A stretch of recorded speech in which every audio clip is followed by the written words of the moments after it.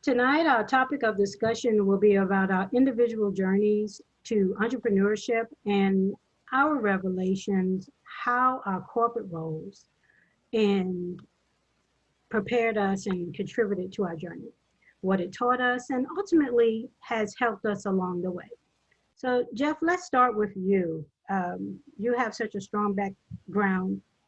Tell us how that has helped you transition into being an entrepreneur. Oh, absolutely. I've always had customer service type businesses or worked in customer service type industries. I worked in retail.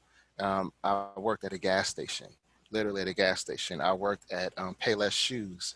I worked on the phone, doing sales on the phone. And that's all before I became a financial advisor. And so at each of those jobs, the customer was number one. They drilled in our head, without customers, your business will not survive. You got to be nice to the customer.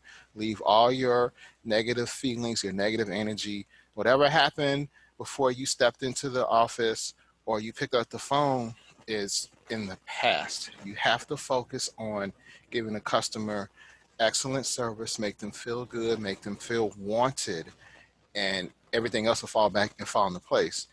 And it's very true because there's a lot of competition out here for business and for customers, and your customer can go any place else if the minute they don't feel like they're wanted or respected. And we see that all the time with customers because they're almost looking for reasons not to like you, and you have to turn around and make them like you. It's almost like we call it the wow factor. You have to wow them with that customer service and make them feel good and make them want to come back. They also taught us that if they like you, they won't tell anyone. But if they don't like you, the whole world will know. And so that was drilled in our head. Now, mind you, a lot of people didn't care. All they cared about was just getting that check and getting up out of there. But it started to hit me that, wow, you know what? If I don't treat this customer right, they're not coming back. And then they might cut our hours. They may start laying people off. And mind you, I was like early 20s, I'm thinking like this. So I'm already just, because I had that business mind. And so it just made me just keep thinking and thinking. The customer is number one. You got to treat the customer right.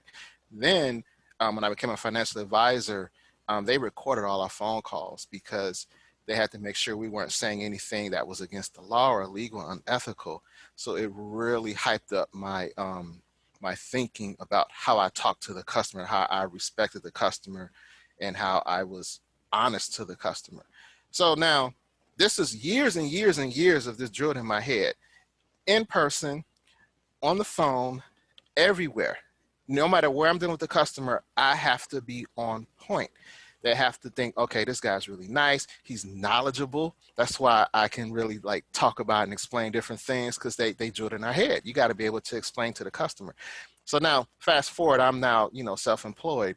And this really came into fruition when I would sell books at events. I'm so used to being in front of people and just talking to people. Even if I don't want to, I can be comfortable talking to people because it's sales. So I'm at an event and I'm selling, I got all my books out. And, I can talk to anybody who comes up, young, old, male, female, black, white, whatever. Any type of demographic, I can talk to them because then what they taught us is you look at them and you kind of figure out, what their quote unquote angle is and how they're thinking and how you can approach them and how you can talk to them and how you can get on their level. Don't try to bring them up or down to your level. Try to get on their level and find little triggers where you can get acclimated and comfortable with them. So I would get to the point I could talk to people and we could just talk about all types of stuff. And then I could kind of get back to the focus at hand, which is, selling books or whatever. And I would get sales. I would get one person buying 2, 3, 4 books because I knew how to talk to them. I knew how to make them feel good. And it wasn't like a con or a scam because you want them leaving feeling good. You want them leaving the interaction like, wow, I met a great person. I got a great deal. I want to come back. That's very important. You don't want to be like, I got that fool, I got that sucker. And then they get home like, wow, this guy, he just ran one over on me. You want them leaving and a week later be like, wow, you know what, I met this guy and he was so nice and look what I got. And so that's one thing I learned. But one of the most important things I learned occurred when I started freelance writing. and I'm also a ghostwriter. And so I work with people literally all over the world online. And so if I'm working on a project and I'm delayed, I don't just not let them know. I become proactive and I say, hey, just want to give you an update. I reach out to them first before they come to me, because they also taught us this. If they have to come to you to find out what's going on with their product, their service, whatever, if they have to come to you first, they have waited a little while, and it's starting to build and fester that anxiety, and it's going to start to turn to anger and aggravation. It's like, I got to call this guy. What's going on with my product? What's going on with this? What's the status? If you reach out to them first and say, hey, I'm just touching bases, that smooths everything over. And they'll say, oh, thank you so much for reaching out. Thank you. Then they'll say, take your time. That's the killer. That's the part that I love. They'll say, oh, take your time. But if you reach out to them first, it smooths everything over. So I learned that customer is number one. And fact of the matter is, no matter what your industry is, one thing you have to remember is your customer pays your phone bill, your light bill, your car note. Your customers paying all that. Do not act like your customers is a pain, or a burden, because you got to remember, they don't have to work with you. They chose to work with you. They can go so many other places and never talk to you again. And another thing they taught us is the best customer is repeat customers. You don't want a one and done. You want them to keep coming back and coming back and coming back. And I'm gonna say one more thing, and I'm gonna close. Your customer is your best advertisement. So in the beginning, you may have to spend a lot of money on advertising, but if you treat that customer right, oh, they will tell people. They will tell people. Now, not all of them will, of course, but if you can get a couple that will tell others, hey, you need such and such. Oh, check this guy out. Check this company out. They're really good. And that gives you more advertising, free advertising, and the best advertising you can ever have. So that is what I learned over years and years and years of working in corporate America, in retail, at gas stations. You treat that customer right, and they leave feeling good, then you've done your job, and you just increase your probability of them coming back and more success as an entrepreneur. So treat that customer right. Even if you don't like that customer, you must treat them with respect. And I learned that even as a freelance writer. I work with some people that, quite frankly, I just was like, thank you, Jesus. This experience is over. I never have to talk to you again. If I don't want to take another job from you, I can do that. If you come to me and say you want to have another project for me, I can politely decline because I'm too busy. I'm too busy for you. But see, they don't know that. All they know is I gave them excellent service. I treat them with respect because they paid me to do a job, and I'm going to do that job the best that I can. And that's what you want. You want to leave a trail of happy people, not a trail of tears and negativity. Happy people.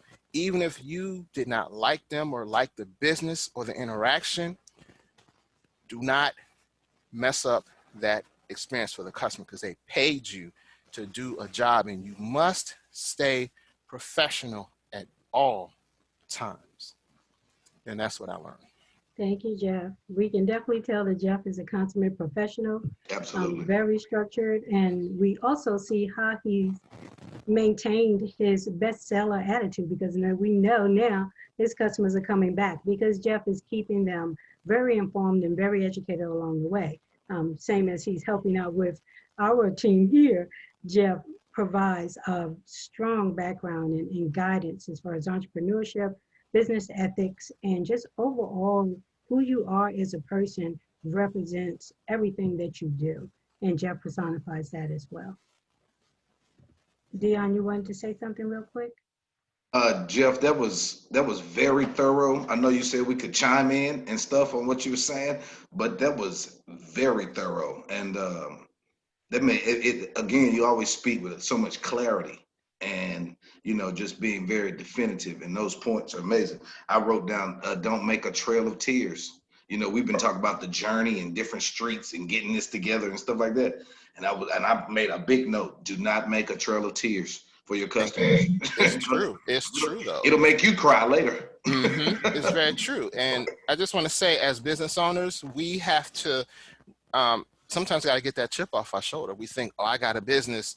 Y'all just come to me because I'm the man or I'm the woman. No, no, no, no. Do not think that. That is the first way to lose your business.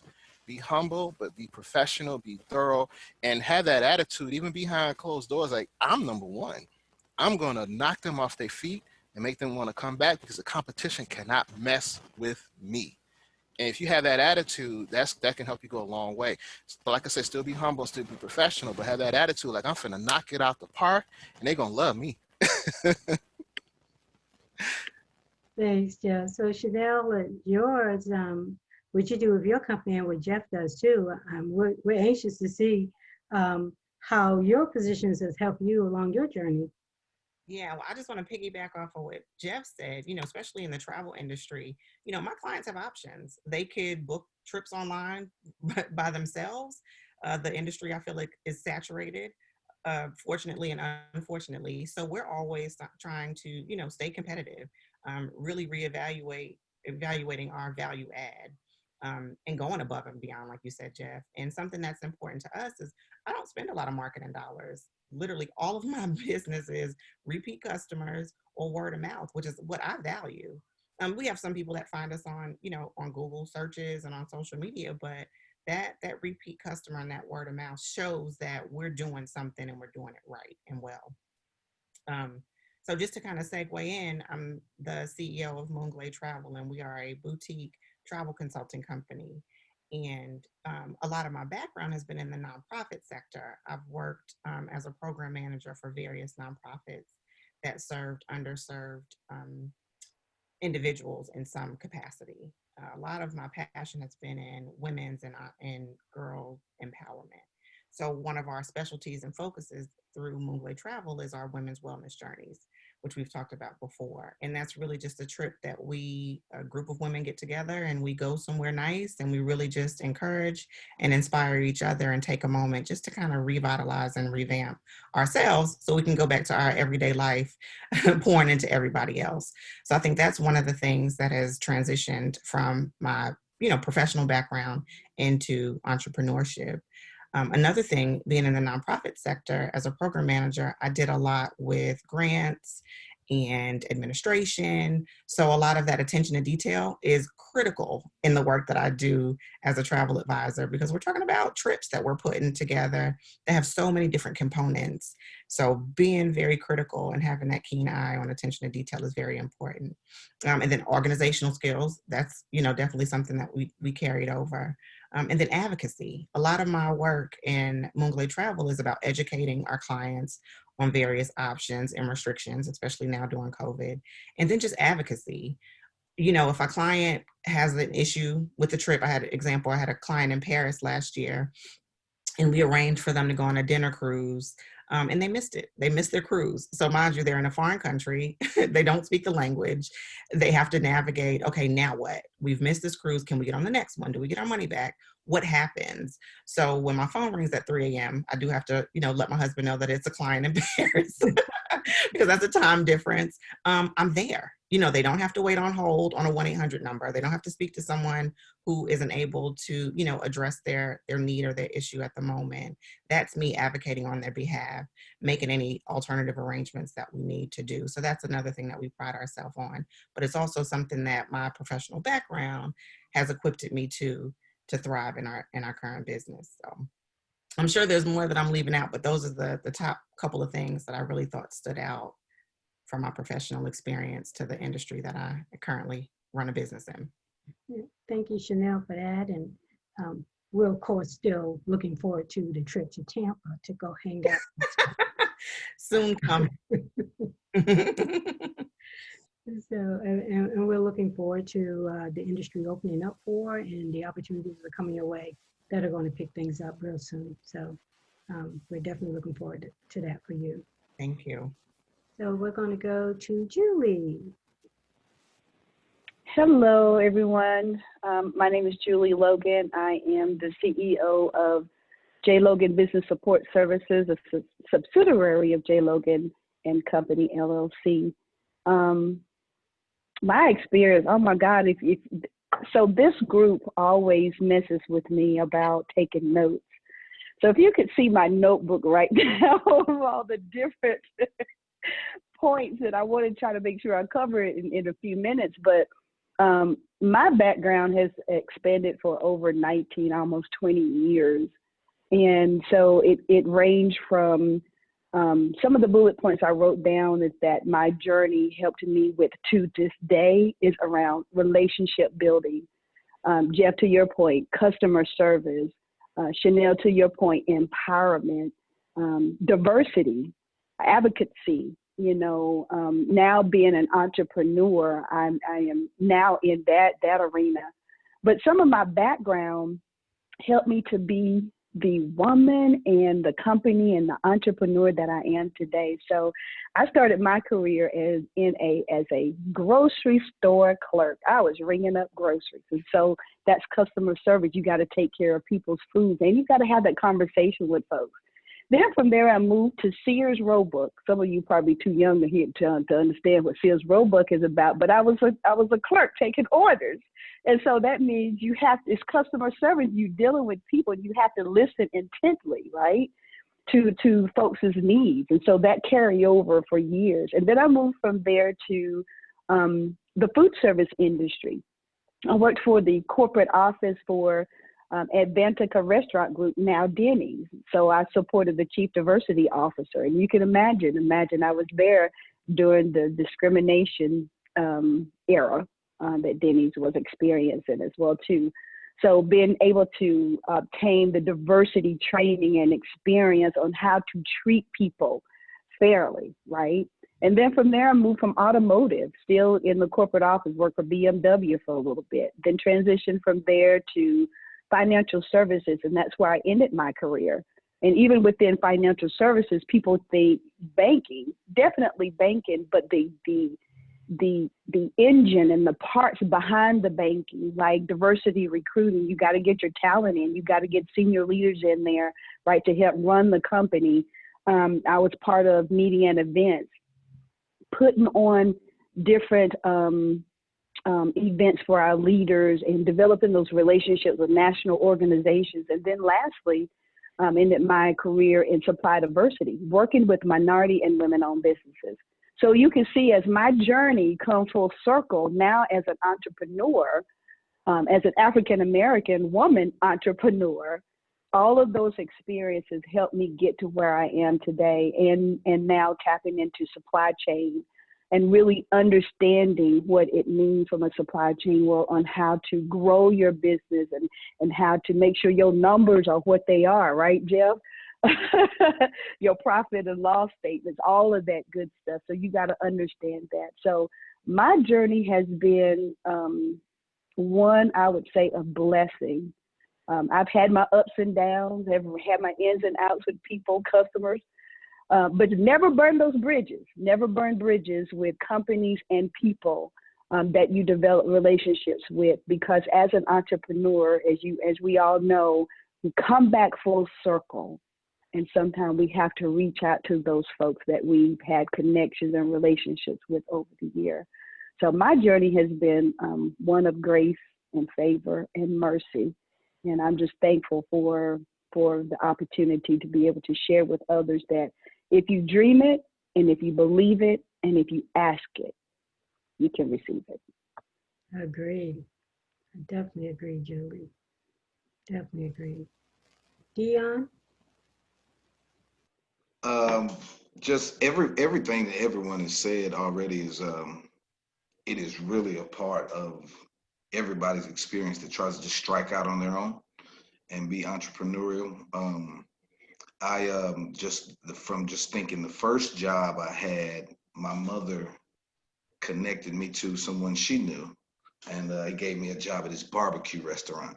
And so I was 15 years old, and a lot of college kids worked there, and they would just call in all the time. And I would just always be like, well, I'll work. And I would just stay there. And because of my age, it was certain laws and labor laws and all this other kind of stuff. So he was very creative in the way he would allow me to work a lot more hours than possibly, and it really developed, number one for me, a very hard work ethic. Just go do the work. There is work to be done, and every job is not $1 million job. But if you do 1 million jobs for $1, that's $1 million. You know what I mean? And some of the entrepreneurship, it was born in that moment. Just kind of, I knew then that, and it wasn't like just this ambition to make so much money. At that young age, it became this for me, y'all. It was, I'd really just want to be self-employed. I just want to make the money that I need to do what I need to do and the way I want to be and stuff. I want to make that money under my own terms. I don't want a lot of people telling me what to do. I don't want to have to be a certain place for a certain amount of time, and things of that nature. And it kind of became that. Going through some challenging stages, like when I was a teenager and stuff like that. Yes, Jeff, I was misunderstood as a teen. Yes. And so the full circle comes back in working in mental health, because it gives me the opportunity to use not just my work experiences, but my life story.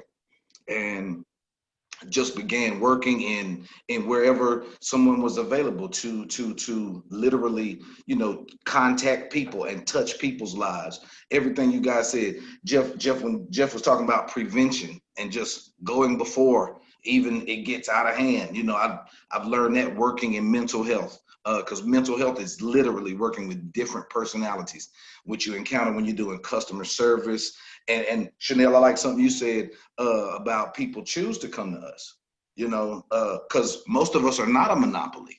And we cannot say, well, if you don't buy my burger, don't worry about it. Somebody else is coming through. That's not really how we work, So taught that. Relationships, Julie, all of that. Helped me build all of that. And the full circle comes back. Worked in schools and hospitals and institutions and things of that nature. And it gave me the wherewithal, the ability to make something very creative in the work that I do even with the Abe Leaver Consulting, just touching people's lives. And, I've never been a guy that just wanted to work in the factory for 30 years and then retire, or the new factories. I call them call centers. Those are the new factories, right? Never wanted to just do that for 8 hours. Never wanted to be like that. And so it's been amazing, because I've had opportunities now to go in and teach in corporate America, in institutions, in prisons, in schools. And you take this in. I have this piece I do about, just being very mentally sound with whatever you're doing, you know what I mean, as much as possible, because everybody brings our issues and dysfunctions and things of that nature. And then we try to mesh them. Then we have a company, and then it this and the third. So I've had such an opportunity to do that, and it's come full circle for me, just like that too, Julie. Yeah. Thank you, Dion. Uh-huh. So I guess, I'm listening to you guys, and I realized my first job was in retail. And I think it led that path, because with everything that we all do, the biggest thing is integrity, right? And so it was back in the day, and I'm not sure if it was legal then, but they did it. Alexander's department store in New York. One be a cashier. Went in for the interview, and they were going to take a polygraph test to make sure they can that stuff. So they wanted to do, and I said, well, what is that, and this, that, and other stuff, and thinking they're going to electrocute me if I told a lie, and all those little different myths and stuff. And so they asked me the different questions, and then he got to the question is, have you ever stolen anything? I was 18 when I went for that job. He asked me, have you ever stolen anything? And I had to think back to when I was 9 years old. I was like, yeah, because the triple dog dare and the bubble gum. They triple dog dare me to get that juicy fruit bubble gum. So I asked him, I said, hold on a second now. Let me explain the situation to you. So I explained the situation about the bubble gum. My mama terrorized me after it. So 9 years later, I was still having issues about the shoplifting bubble gum, right? And so after he finished laughing at me, he was like, okay. He says, no, we really wasn't, wanted to go that deep, and we just wanted to know. I said, well, you asked me if I stole something. I wanted to explain to you why I did. And so after he finished laughing, he says, well, the first thing I want to do is commend your mother, Because if that happened when you're 9 and you're 18 and you still want to, so your mother must have really corrected you. I said, yeah, you have no idea, you know. And so it was that part is like, with Jeff says, it's like, people won't give you an opportunity to do something if you're not honest about what you're capable of doing, you know. And I have learned since I've been in Charlotte, that has been my opportunity to grow my career path. When Jeff and I met, we met customer service at National Geographic.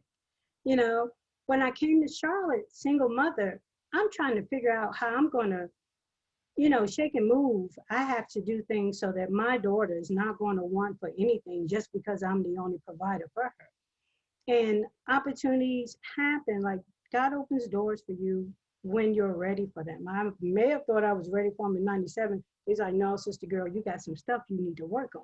And when you're ready for that, I'll put you through there. So I got a job. I've always done accounting work and little different things like that. In fact, when the guy hired me at the Alexander's department store, he didn't hire me to be a cashier.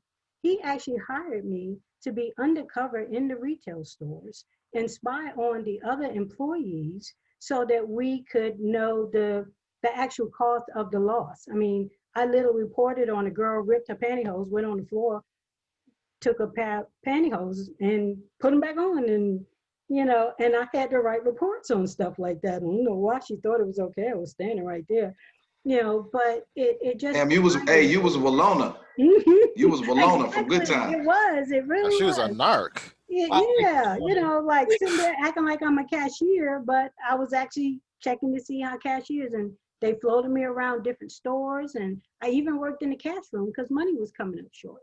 So I was reporting on everything. And I look back at that and how I excelled to being a project manager. It all started then. And it's been a continuous growth, a wealth of knowledge. I mean, I got the entrepreneurship bug when I was 22 when I first founded Mahogany Production, but I wasn't ready for it then. It took me 30 years to actually get back to doing what I wanted to do with Mahogany Productions. But the jobs that I've had prepared me for the moment that I'm at now more than anything ever. And I see now, even though I wanted it real bad before, I wasn't ready for it. I wasn't mature enough for it. The accounting positions, you know, being able to be responsible for, I worked for the city of Charlotte and I was the lead IT project manager for the Blue Line extension. I had a $222 million budget. You know, being able to keep up with that money, keep up with those resources really helped me figure out how to be a better film producer because I have to deal with that many resources. I don't know if anyone's ever going to give me a $200 million budget for a film, but you know, being able to manage that, being able to keep track of it, you know, and all those different things. So every job from the first time as a teenager up to now has actually helped me prepare to be the entrepreneur that I am now with my production company. Man, never say never. Exactly. I'm about to say what you're That's what talking I about. said. I know. I'm That's like, what I what you said, talking Jeff. about? Your next I $200 said, you million never project know. is going to be your project. Yes. Yeah. Right. Mm-mm. But you know, if I could chime in for a second, you said something that I wrote down, Alethea. You said God will open doors for you when you're ready. Now imagine, what would we do if we knew what or how our future would be, right? Without the experiences, without the ups and downs and learning, we'd probably be crazy right now. So if you didn't have the experience that you gained to run and the effectiveness of Mahogany Productions from those previous experiences, if someone did give you $2 million or whatever the figure is, would you really be prepared for it now as you would have been then? No. So our experiences help us to get in a position, right, to be the best that we can. Now, some people, you know, they do get ahead of themselves, and that's on them. But what would we really do if we knew or saw the blueprint of what our future would be like? Yeah. Can I say something real quick? Julie, you just made me think of this. I think we've all seen people who reach out to someone and say, "Hey, put me on," or "Get me in," and they don't. and it's like, wow, you ain't gonna help a brother out. I think the reason they don't is because you're not ready. They got to see you go through some stuff. They got to see you learn and pay your dues and go through the trials and tribulations. So yeah, Alethea, if someone gave you $2 million or $200 million to do a movie, it would not do well. No disrespect to you, I'm just saying in general. 20 years ago you wouldn't be ready, but now you are, which is why they don't put you on. They got to see you go through the ups and downs and how you gonna handle the adversity, and when things don't work, are you gonna freak out? Are you gonna hunker down? Are you gonna really work? And see, that's where our experiences have come in to help us, because we've all been through so much ups and downs. Now we're mentally prepared and more stable to do it. So yeah, I think it all comes back full circle, just like everyone has said, basically. And also that aligning people in your path for that, right? For me, where I'm at now, is like, if I hadn't signed up for that mentorship program through the Cannes Festival, and the person that was assigned to me for my mentorship, he's helped me get where I'm at today. But he also educated me along the way and didn't step forward until I acted on some suggestions on my own. He was patient enough for me, but he believed in the project, he believed in me, and he helped educate me better. I'm better suited and prepared now to do sticks and stones than I was when I first talked to Julie and Dion about it. So it's also aligning the right people that can help you along the way. Sometimes we aren't the only person that helps us with our journey.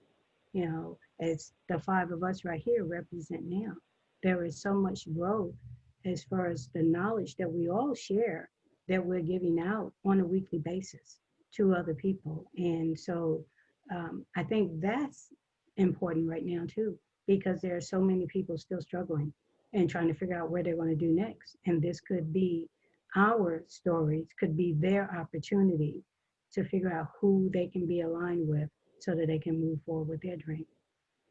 Can you imagine what this group would have been like, say, like 10 years ago or even 20 years ago? It'd probably been even more comedic than it is right now. Mm-hmm. Absolutely, Julie. Without a doubt. Chaos.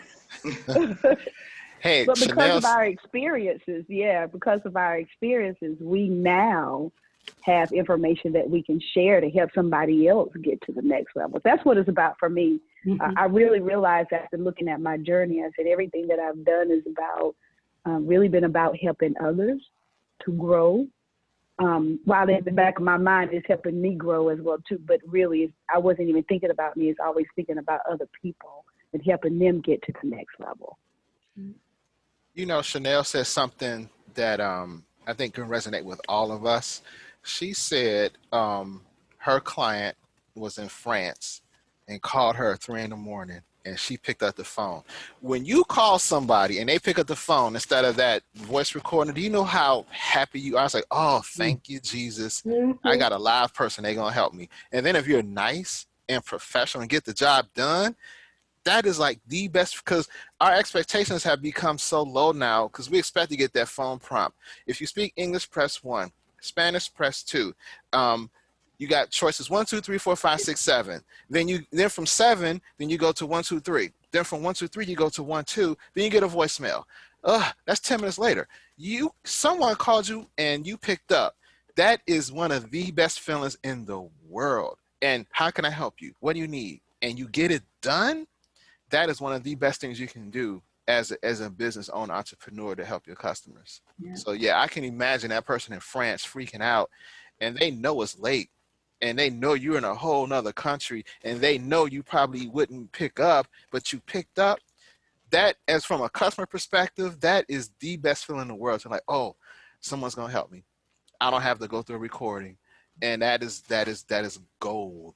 That is gold. It's like you can see the guy sitting on the phone and it rings. Please pick up, please pick up, please pick up, please pick up. Please pick up, please pick up. I know it. Please pick up.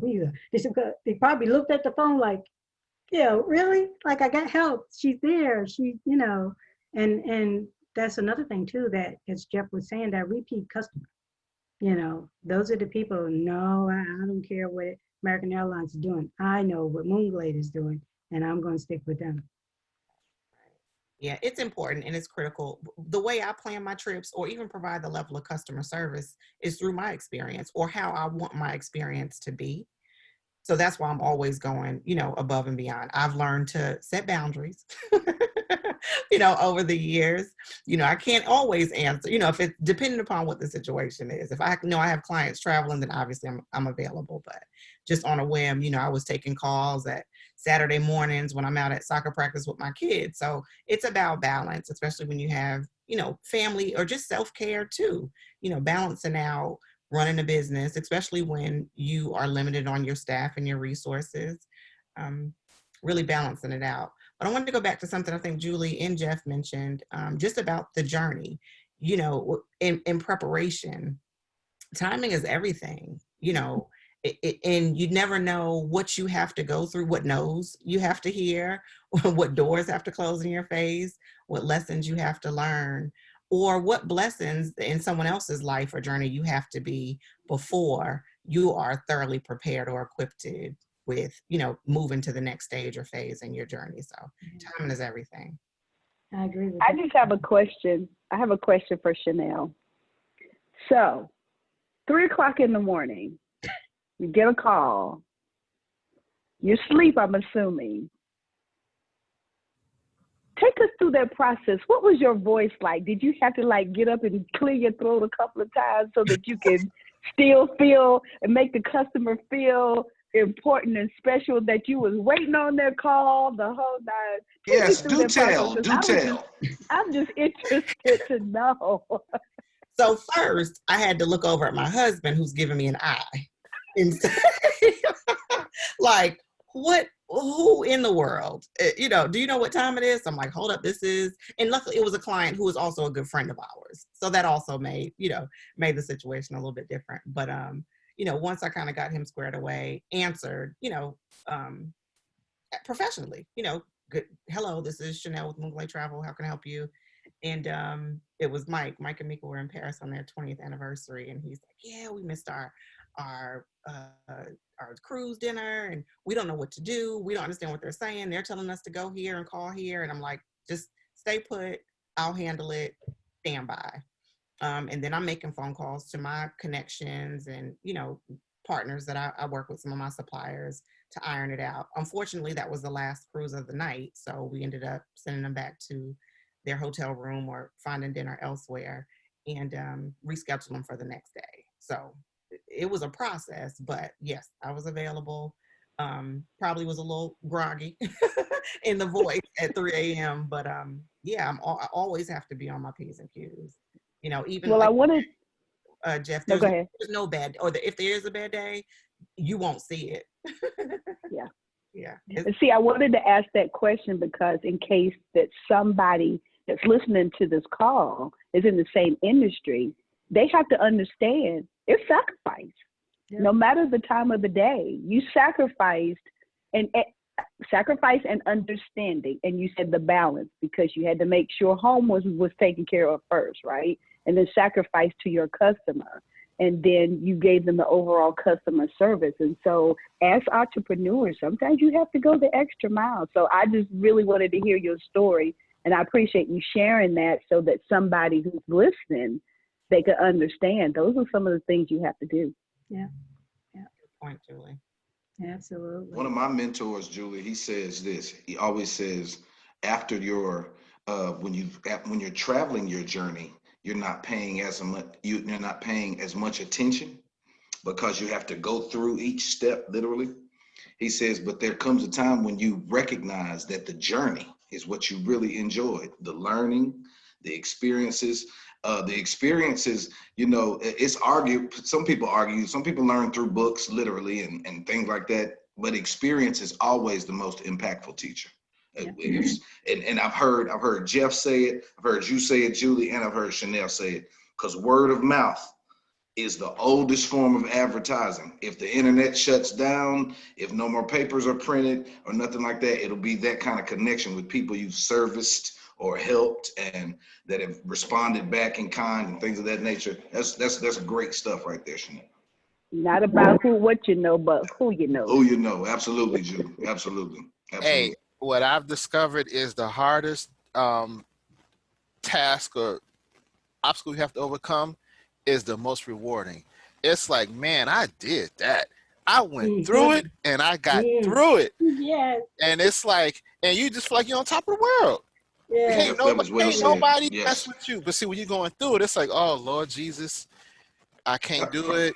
Right. Somebody help me. Yeah. Where's my pillow? But when you get through it, it's like, man, you know what? Man, y'all better get up off of me. I got Right. this. Jeff, you It's gotta like your say whole that quote mindset. one time. It's true. Say that But quote y'all know again, it's Jeff. true. Y'all Say know that it's quote true. again. Say that And quote you, again.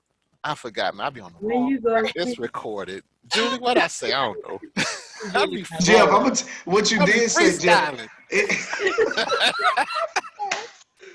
it made me think of this even too, Jeff, just what you were saying, But it's true though. what Yeah. Julie was saying about Chanel answering the phone at 3, because whatever someone's gift, expertise, skill, or what's going to reap for them, what they're looking for, they'll answer the phone at 3 with the best customer service in the world. You know, if you call me at 3 and it's relative to not just servicing you, but reaping and gaining through business and interaction and stuff, I'm all about that. Everyone else would too. And I think Exactly. that's important too, Julie. Like what you say, if somebody's listening, you know, there's something that will make them answer that phone at 3 a.m. And because we're discussing entrepreneurship, it needs to be more business-like and more productive in that sense of the word. Yeah.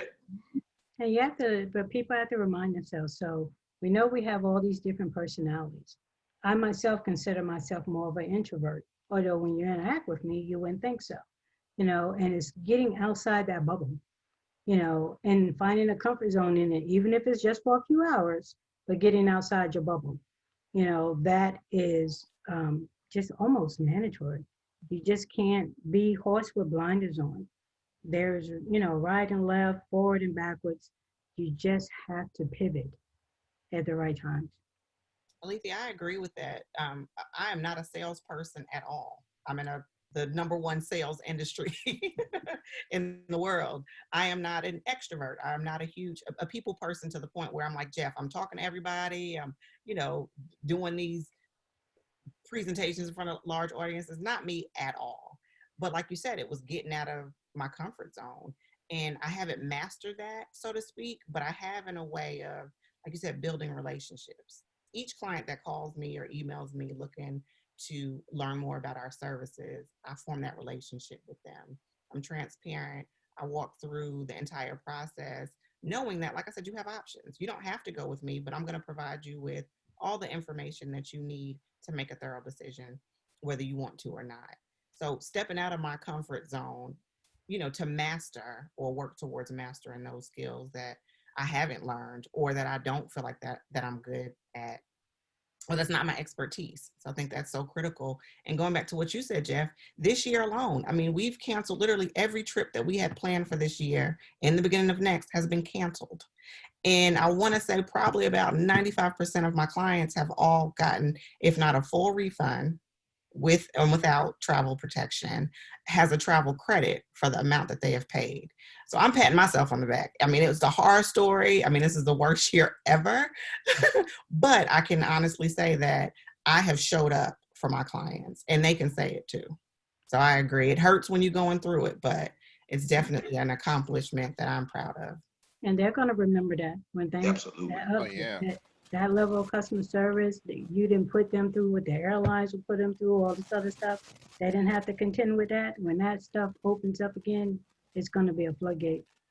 It's going to be a floodgate for you because they're going to remember and they're going to want that experience while things are going good, not just because when it went bad. Yep, they remember you because you were there when they needed you the most. You were there. But I want to say something real quick. Comfort zones. That is huge because sometimes we're afraid to get out of our comfort zone, and that limits us. I think a lot of times we don't realize how strong we really are. Sometimes you got to step out that comfort zone, just try, and you'll be pleasantly surprised at what you can do. And I've had to step out. I have been out of my comfort zone for, I don't know, maybe 5 years now. And I've been uncomfortable for all that time. I've been out of my comfort zone all this time, but you'd be surprised at how much you can accomplish. Because I think all of us are stronger than we realize. and we can do a lot more than we think. But so many people are just afraid to get out of their comfort zone for whatever reason that they just limit themselves. And you just have to try. And it comes back to when you look back like, wow, I really did that. When I didn't think I could, when no one around me thought I could, but you know what? I did it. And I also know that you are afraid, so you'll never do it. So I don't have to worry about you trying to copy my style. But it's true though. It really is true. You think about it, so many people are afraid and they will project their fears on you because that's taking them out of their comfort zone. So what they'll do is they will put their fears and their limitations on you as if they're doing it.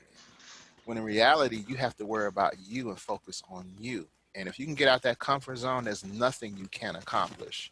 Nothing you can't accomplish. That's true. People, if they can't see themselves doing it, then it's almost as if they can't support you doing it. So, and that goes back to one of the other topics that we said we would pursue is first, when you're starting your business, family and friends not always the first place you need to look at to start building it up. Jeff, just hearing, listen, I want to share this story. This is really, really brief. Talking about getting out your comfort zone. So not the first contract, but Julie, one of the contracts that came towards me, Alethea and Chanel, it was doing some training, mental health training type of having a type of a big group in prison. And so one of the contracts came, and it was a good contract for me. You know what I mean? I was like, I'm getting ready to do this. Well, so when I went, we had to sign this agreement that if you're assaulted in any manner while you're there, it's not, their liability is removed, right? Jeff, immediately the contract of the flash in my mind was like, do I go get this money and do the work and do it great so that they can refer me all over the state? Or am I so terrified because whatever could happen based on the contract? So I did the work, and I did it for 8 years all over the state of North Carolina. And it just turned into Chanel and Julie, like y'all said, it turned into relationships. People call me now, and they say we have a special project. You know what I mean? They want me to come and just talk or give my expertise, my experience, all kind of stuff. But I got out my comfort zone. Yeah. Beautiful. And see, if you didn't do that, you would have never known. And you may have even wondered, what if? That's one of my biggest fears in life. I don't want to have that what if. I wonder what if. Just try it. And so, yeah, man, that's a great story, because you were probably terrified like that first day or that night, just wondering what's going to happen. And then you did it. And now look at you. And Absolutely. now you can tell other people. That's a wonderful thing. Yeah. It is, Jeff. Mm-hmm. It is, brother. Yeah. Jeff, you were in my head earlier when you were talking about you just can't be afraid. What I was thinking was you can't be afraid of success. There's enough for all of us out there. I know as an entrepreneur, when I first started, I had a lot of what if. What if this? What if that? What if I don't get this? It comes with the territory, but it's at the end of the day, it's how you come out of it. Center yourself around like-minded people who can share in the same vision and the same passion. And if you're not passionate about it, it's probably not going to go anywhere. You got to be passionate about what you do. Yeah, I agree, Julie. And pity pat off of that, it's like sometimes we talk ourselves out of something that can be good for us because we've already feared ourselves up or thought, oh, it's going to fail. No need for me to try this. Somebody else tried to do it and it didn't work for that. I'm not going to do it. Well, people talk themselves out of things. And then when they do see someone else doing it, they're like, oh man, I could have done that. So we talk ourselves out, and like Julie said, find like-minded people. There are a lot of groups out there that you can find that will talk to you. You don't always want somebody to pat you on the back. You want somebody who's going to keep it real with you, And even if they don't know, they may have ideas to suggest you of where you can go to get that and recommend some things for you. So don't get so caught up in the bubble that you talk yourself out of taking that leap of faith. and I don't want to get all spiritual here, but that's, you know, that's just who I am. So you didn't like it or not. But there's power in life and death in the power of this right here, of your tongue and your mouth. So you have to speak it, whatever it is that you're looking for, and put it out in the universe, and the universe will answer. You just got to believe that it's going to happen. So speak it and watch it come to fruition. Yeah. So a lot of us are afraid of success. We're afraid of if it's going to change, or how people are going to react. So we almost sabotage ourselves so it doesn't work. And that's a whole nother problem that some people have. They go through the motions, but deep down they don't want it to work. They're like afraid of the success, and you can't. You have to be, and that's where all of our experiences come in. Like Alifia, going back to you, and if you would have got a $200 million project deal when you were like 22, 23, you probably couldn't handle it because you're like, well, I don't know if I can handle that. But now you're like, give it here. Yeah, exactly, Julie. So, you know, you have to be mentally prepared, you know, for the success. But that's where all your experience in the past comes in, the ups and downs and trials and tribulations, and knowing how to navigate with when you don't have money. And, you know, Chanel, what if you get a huge deal where you get this huge tour group and they want to travel the world? When you first started, you may not be able to handle that, being able to talk to them. But now you be like, okay, come on, let me explain this to you. You may not even be like you say, a public speaking type person, but you know how to handle that now. You know how to go through it and get it done. So even in the beginning, you may not be able to handle the success because you're not mentally prepared, because you didn't have the experiences to help you, ground you, to move you up. It's like, you know, steps in building a building. You don't start on the penthouse. You got to start at the bottom. Sometimes you got to dig underneath the ground to build that foundation first. And that's exactly what we did when we struggled in jobs we may not have liked. Because I know I didn't like working at the gas station, but it prepared me. And if I didn't do that and work with Alifia in customer service and selling the National Geographics and dealing with customers who mad they didn't get their Sports Illustrated because they got it a day later. I'm like, I don't care about your Sports Illustrated. Did you get it or not? But you can't say that. But see, you learn, and it helps, and it prepares you for where you are now. And a lot of people can't handle that because they did not go through the process. So now that we've gone through the process and we've seen the trials and tribulations, we're like, okay, I'm ready for my success. Give me all the success I can handle and more, because I'm ready. But a lot of people don't realize that, but it all comes back to working and building that foundation and trials and tribulations and the experiences. Let me tell you something. I didn't like the uniform that I wore when I worked at Winn-Dixie. We had this light blue uniform with white shoes. I felt like a nurse. But I tell you what, that experience taught me how to bag my groceries. To this day, I watch people how they bag my groceries because of that experience. That light blue. Julie, I bet you was cute as a button, though. I bet you was the little white shoes. Pics, or it didn't happen. We got to see some pics of that. Pics, or it didn't happen. I don't have any. Oh. Jeff, that was good when you talk about, you know, getting prepared for success or not being fearful of the success. You've earned it. You know, you deserve it. You've worked for it.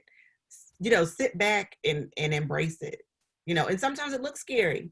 If a, you know, $200 million contract came across my desk, I'd probably fall out my chair. Absolutely, Chanel. That's well said. That is true. Yeah. I wouldn't touch it for a while, Chanel. I'd be like, they're going to come and get it. Yeah, right. But you get up and handle it, though. You sure would. Grabbing that phone. Let me check that bounce again. Okay, it's still there. All right. Every 3 minutes you check it. Okay, it's still there. It's still there. All right. Yeah, it must be for cheap. So just for real. For real. It was transferred to another account real quick so they can't retrieve it back. Like, Tassie, what you're like, I'm going to give it 7 days. Over the years. Chanel, that's what you just said, just tying that together with Jeff and Julie. In mental health and just the work that I do, there's this quote, counseling is for prepare, not for repair. It's better used for prepare than for repair. And I think it's really just applicable to life. You know, preparation. You know, my grandmother used to say, "An ounce of prevention is worth a pound of cure." You know, just doing what all you can do, proactivity, preparation, and things of that nature. You know, they really just become the, you know, the word prepare. It's a cut word, Jeff. Pair is like a paring knife. You know, and the pre is before. It's like the cut before. You know, and so yeah, it's always a setup to just make you more productive and all the other stuff. This is really good stuff. Can Yeah. I say something real quick? Um, I'm to the point now, if I'm doing something and I may not understand like a project or something, I'm to the point now, literally, I'm like, okay, I'm doing this. I don't really get it, but you know what? In 6 months to a year, this skill I'm using right now, I'm going to be able to apply it to something else. And it's going to help me in a whole nother arena. Like, for example, 2 years ago, I had to make a curriculum for a business, an entrepreneur curriculum, and it took forever. I'd never done it before. I got out of my comfort zone, so I was like, "There's like, can you do it?" Yeah, never did it before. So Google is my friend. I did a lot of research, and it took several months, but I got it, and then liked it, and I was like, I don't even know what I'm doing here, but it got done. Fast forward 2 years later, what am I doing? I done set up camps. So whatever you're doing now, do it.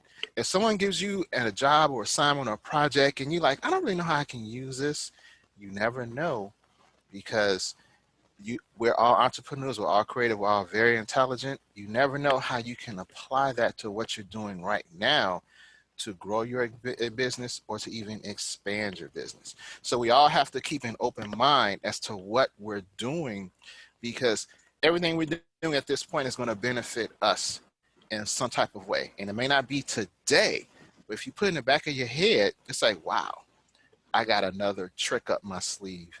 I got another skill that I can use somewhere down the line where it's going to benefit me. And you never know. So be open-minded. And that's where getting out of your comfort zone comes from. Because evidently, if they come to you with a project or something, they see something in you that you don't even see yet. So trust in God, believe in yourself, trust in your ability, and you might be able to do it.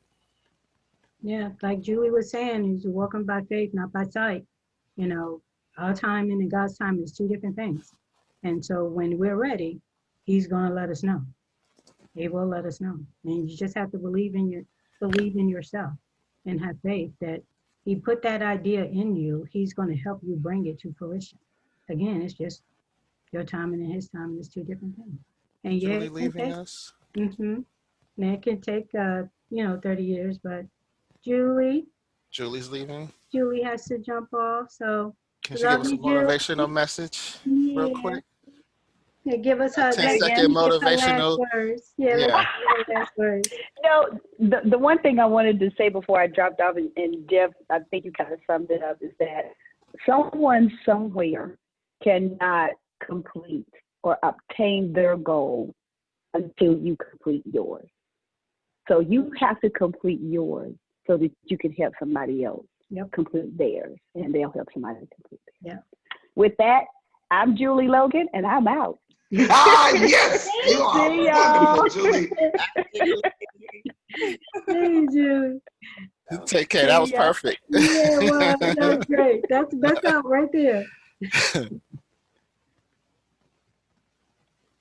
Yeah, that goes a long way. It goes without saying, Um, sometimes the people just haven't been put in your path yet for the journey that you're on.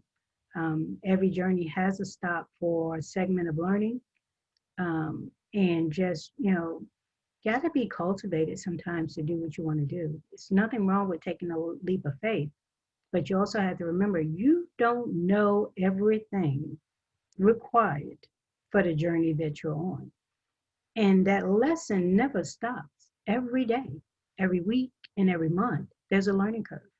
Because you were good today, you got to be better tomorrow, and so forth and so on. So it's not, I got that bright idea, it's going to run, it's going to do this. If you set those expectations for yourself, you're going to fail. because you're going to get frustrated that you didn't get where you wanted to be in your time frame. You know, so we would encourage you, don't give up on your dream, pursue it. But Jeff, you used to say something about the planning process is like, you know, is more to it than just planning. There's other things that have to come into place with it, you know, and getting yourself structured and organized. You know, you can't fly by the seat of your pants and everything. Some things have to be cultivated. And just be patient with yourself. It will come through. So I want to give everybody a chance to do their last words and we can close out tonight. This has been another awesome show. And we went way over than what we said we was going to, but that's okay because we missed y'all and we wanted to bring y'all some good information today. So you know you're patient with us, and so we'll give everybody a chance to do the last word. Chanel, I'm going to let you go first. Sure, thank you. It has been an awesome show as always. I love it when we get together. But 3 things I want to leave you guys with. One is get out of your own way. I think you've heard here tonight, you know, it's a journey and it's a marathon. It's not a sprint. So get out of your own way. 2 is just be a lifelong learner. We talked about, you know, learning new things or relearning old things, or just always strive to continue to learn, to be a better whoever you are. And then the 3rd thing is turn that fear into excitement. When that $2 million or $200 million contract comes across your desk, don't be fearful of it. Get excited about it. Okay. Jeff? I agree with everything Chanel just said. Don't be fearful. Look forward to it. Anticipate it. Expect it. Don't think you're not worthy. You are worthy. You're worthy of more than you ever imagined. So work hard and never stop learning, because the day you think you know everything is the day you lose. Stay humble, stay focused, stay driven, stay positive, and surround yourself with people who believe in you and understand what you're doing. Do not hang around people who will laugh at you because you made some mistakes or you failed. Find people who are going to help you become successful, because that is the path they are on too. Don't hang around people who aren't about trying to be successful and all they want to do is watch TV all day and do nothing but complain. That's not the person you want to be around. You want to be around successful, positive, motivated people, because one day you're going to look back and like, wow, I wasted all that time. And you do not want to have that regret of wasting all your talent and energy on things and people that did not benefit you. Dion? Again, so thankful to be a part of this panel and this kind of mindset. Um, and hard work pays off, you know, and you're going to put in work and work hard for others. You can do that for yourself as well. And you can, the same things you're building for companies, you can build for yourself. You can build those relationships, do good work. You'll retain great customers and they'll keep repeating and it'll keep cycling and it'll provide for you. And again, the trusting of yourself, again, it's in there. It is. There is a job to be done. There's a service to be given. There's a work to be handled. And it's something that you can do to contribute to it. And I would just admonish you and advise you to keep listening in to this show.